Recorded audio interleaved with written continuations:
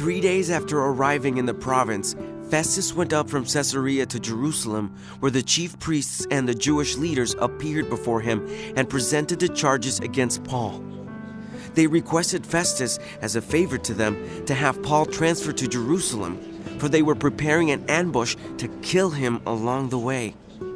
Festus answered, Paul is being held at Caesarea, and I myself am going there soon. Let some of your leaders come with me, and if the man has done anything wrong, they can press charges against him there. After spending 8 or 10 days with them, Festus went down to Caesarea. The next day, he convened the court and ordered that Paul be brought before him. When Paul came in, the Jews who had come down from Jerusalem stood around him. They brought many serious charges against him, but they could not prove them.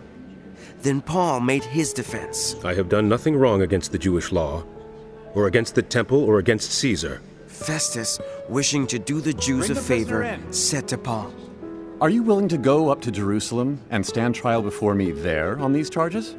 Paul answered, I am now standing before Caesar's court, where I ought to be tried. I have not done any wrong to the Jews, as you yourself know very well. If, however, I am guilty of doing anything deserving death, I do not refuse to die. But if the charges brought against me by these Jews are not true, no one has the right to hand me over to them.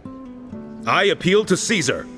After Festus had conferred with his council, he declared, You have appealed to Caesar?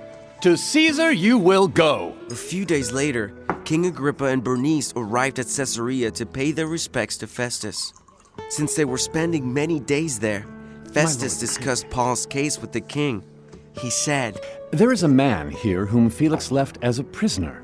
When I went to Jerusalem, the chief priests and the elders of the Jews brought charges against him and asked that he be condemned. I told them that it is not the Roman custom to hand over anyone before they have faced their accusers and have had an opportunity to defend themselves against the charges. When they came here with me, I did not delay the case, but convened the court the next day and ordered the man to be brought in. When his accusers got up to speak, they did not charge him with any of the crimes I had expected.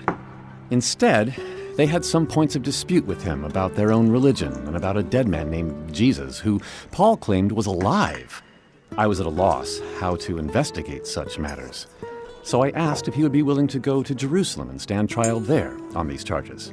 But when Paul made his appeal to be held over for the emperor's decision, I ordered him held until I could send him to Caesar.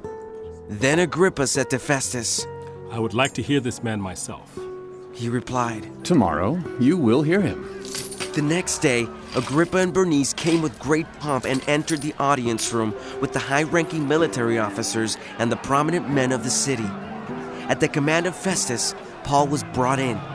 Festus said, King Agrippa, and all who are present with us, you see this man. The whole Jewish community has petitioned me about him in Jerusalem and here in Caesarea, shouting that he ought not to live any longer. I found he had done nothing deserving of death, but because he made his appeal to the emperor, I decided to send him to Rome. But I have nothing definite to write to his majesty about him. Therefore, I have brought him before all of you, and especially before you, King Agrippa, so that as a result of this investigation, I may have something to write. For I think it is unreasonable to send a prisoner on to Rome without specifying the charges against him.